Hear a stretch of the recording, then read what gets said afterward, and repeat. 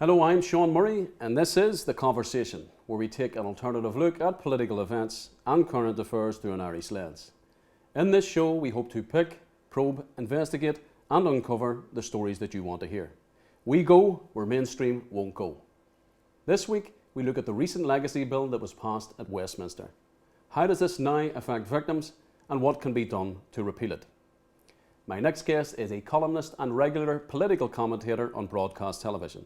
She is also Deputy Director of Relatives for Justice, a national victim support NGO which provides advocacy and therapeutic support for the bereaved and injured of the conflict. But before we speak to our next guest, let's get a quick overview on this week's topic.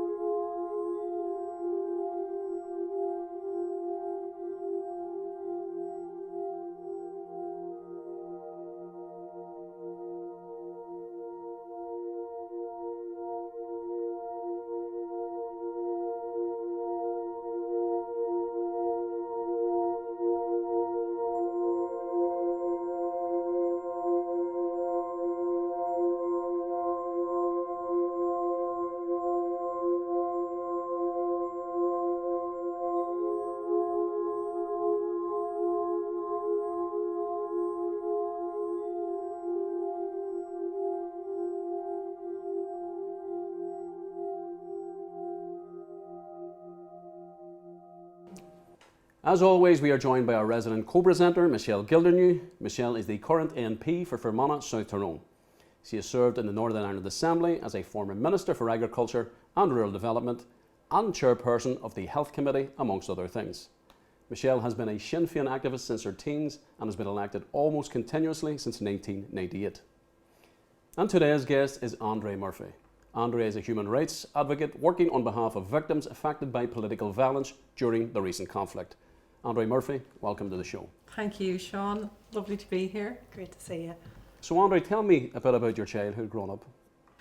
Well, I was born in Dublin in the 1970s, grew up in what was, I suppose, a really emerging Ireland at that stage. You know, it was very poor. There was a massive recession, especially during the 1980s, and we were just, you know, a family affected by all of that economic environment. When I was 15, we moved to Tala, which was at that stage a big sprawling housing estate where there was no footpaths. You had to go across fields to be able to get to a bus maybe every hour that ran. And I can remember it just being a little bit grinding.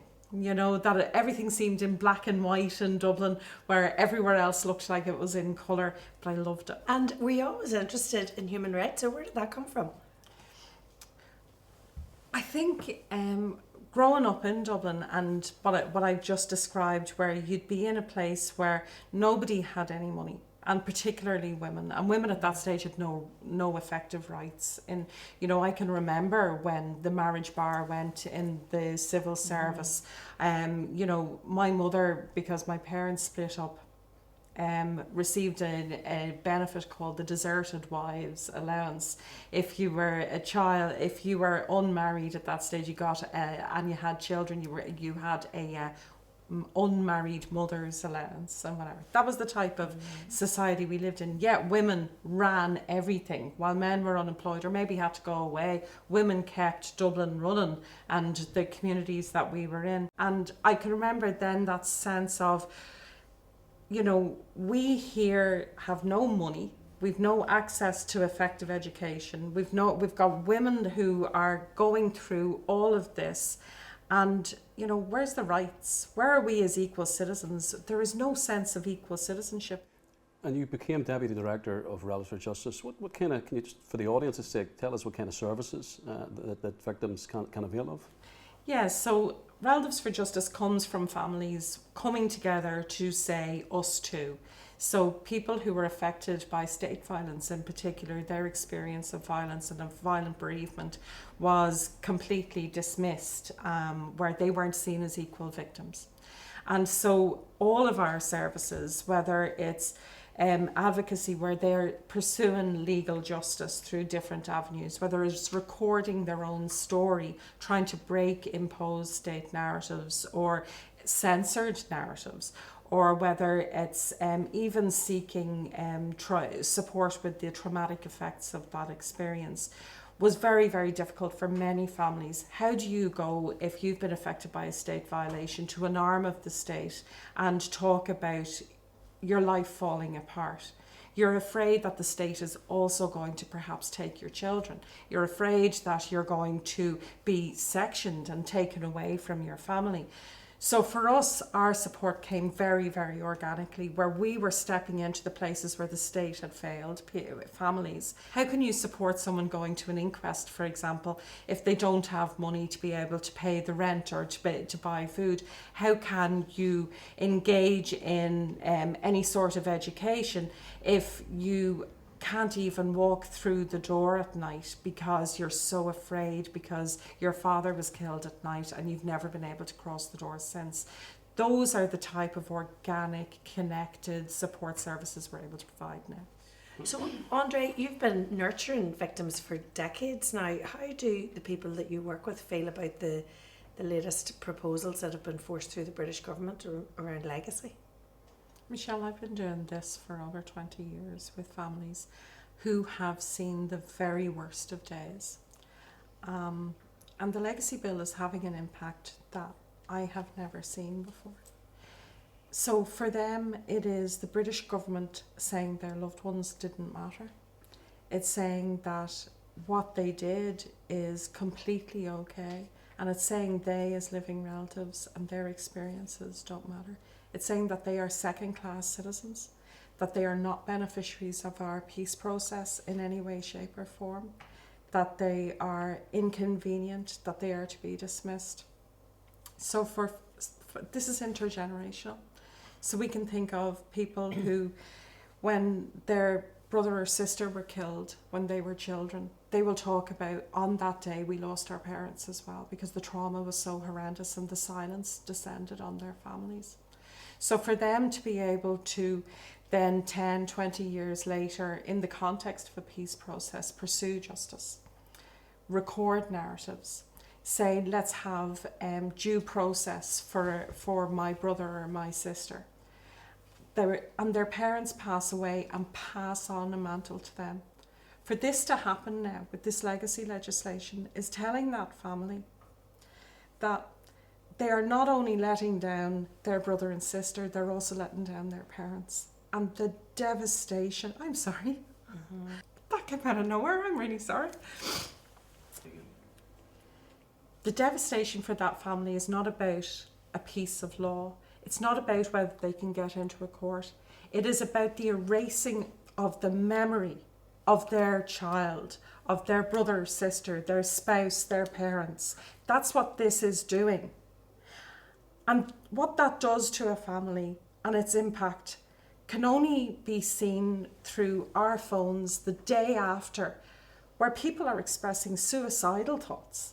They're not just saying, I am traumatized, I'm not coping. They're saying, I want to take my own life because my life is no longer worth living.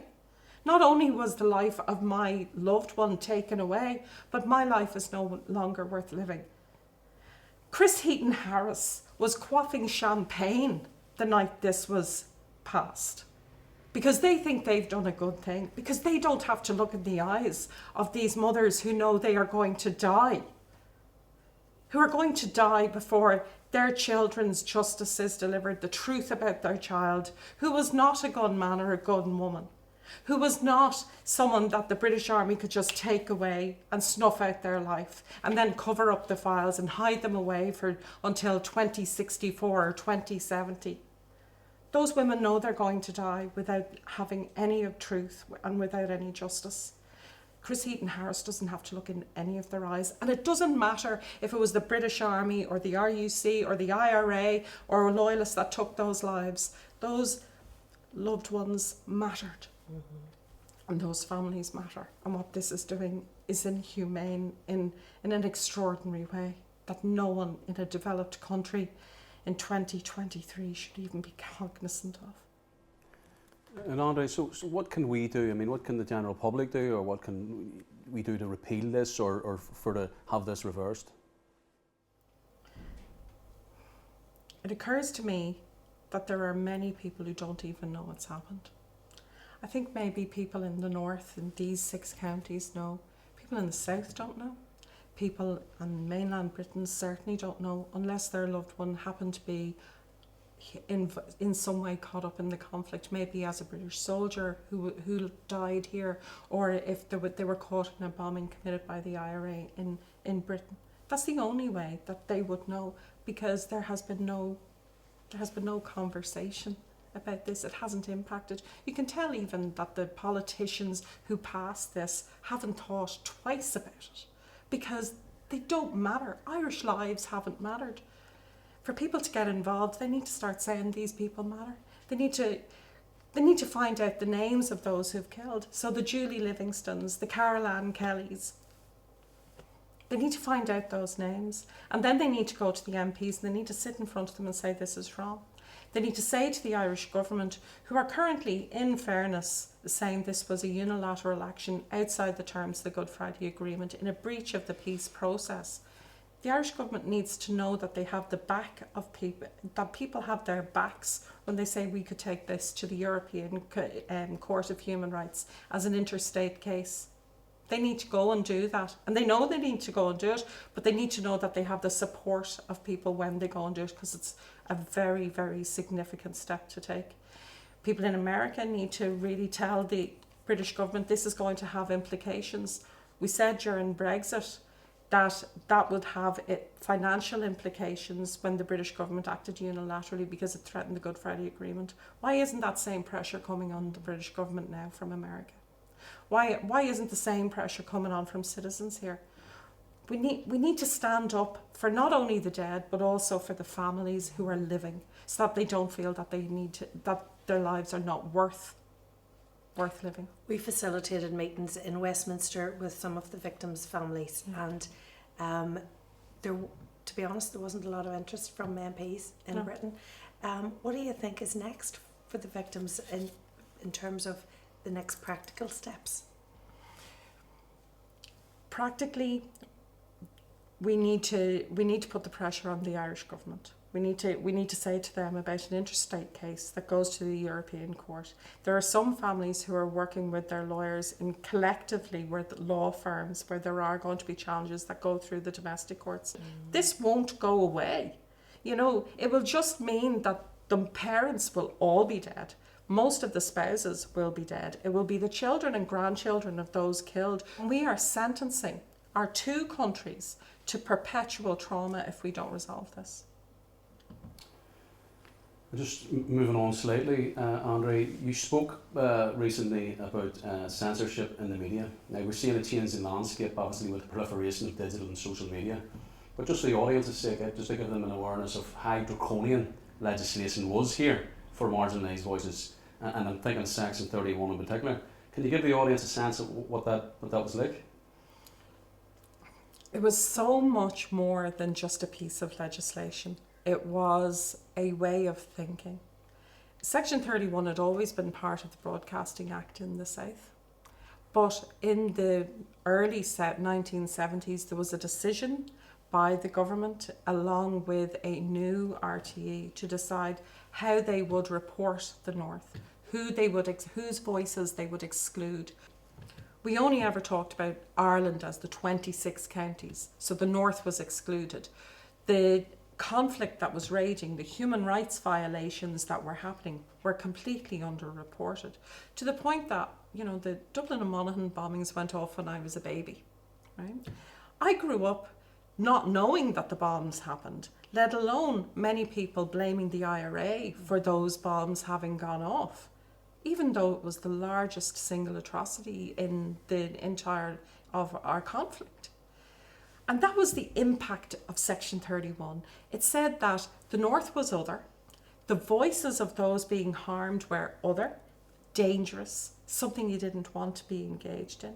And it meant then that peace was much harder to achieve. It meant that I think we're still recovering from the imposition of a form of partition where people are, the same citizens, same background, same history. An example might be something like the RTE programme, The Late Late Show, seen on the entirety of this island on a Friday night, the biggest show on the island, on both sides of the border, has a competition and it excludes the 6 counties, puts a map up, a physical map, where it's like the sea is there instead of the northern 6 counties. What does that say to all of the citizens who are here? It's saying they're other, but it also says to the citizens in the 26 counties, they are other.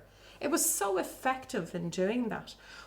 But I think most egregiously what it did was it said to a people who were under militarisation, who were experiencing daily violations, that their voices could be silenced. It wasn't just members of the IRA, it wasn't just members of Sinn Féin who were censored, it was also the entire community from which they came. And that was totally deliberate. It was a total political onslaught against a community who were engaged in resisting military occupation, resisting the Orange State, resisting discrimination and basic human rights abuses. And it went way beyond law. It was much more of a mindset.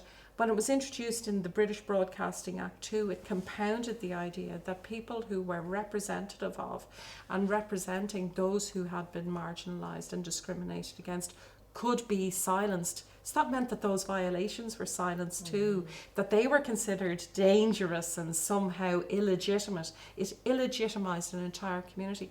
And then when that community kept on saying, but we want the conditions for peace, we want to build the conditions where there are universal human rights, not partial, not something that was something for one community and not another, then that in some way could be silenced as well. And I think it made the peace process far harder to achieve, sustain and flourish. And then, so there's a very real and lasting legacy of the legislation. Do you think, is it still difficult? Is the landscape still difficult for those marginalised to voice their opinions? Do you think that, even though the act itself is gone, the impact is still felt? I think you absolutely see it. I think that during the conflict there was an idea that state collusion with loyalist paramilitaries, for instance, was Republican propaganda. Since those days, we've had repeated state reports evidencing that collusion. But even still today, you will have people who can say that there doesn't need to be accountability for those crimes. There doesn't need to be any sense of the British government doing anything more than saying, we apologise and then moving on. And so they can still form the narrative that this was 2 communities fighting with each other. The British government was in some way some neutral agent. This legislation is a really good example of that, where they pretend they are neutral and they are only trying to bring reconciliation between these warring communities, when in fact there's something very, very different at work. There's vested interests in saying what this conflict looked like and what their involvement in this conflict looked like. Perpetuate those myths all the time. So it is twice as hard, if not 10 times as hard, for a victim of state violence or of collusion to be heard as a legitimate voice compared to someone who's perhaps affected by Republican actions. And that is really regrettable, because of course we don't want to create a disparity between victims in any way, shape or form.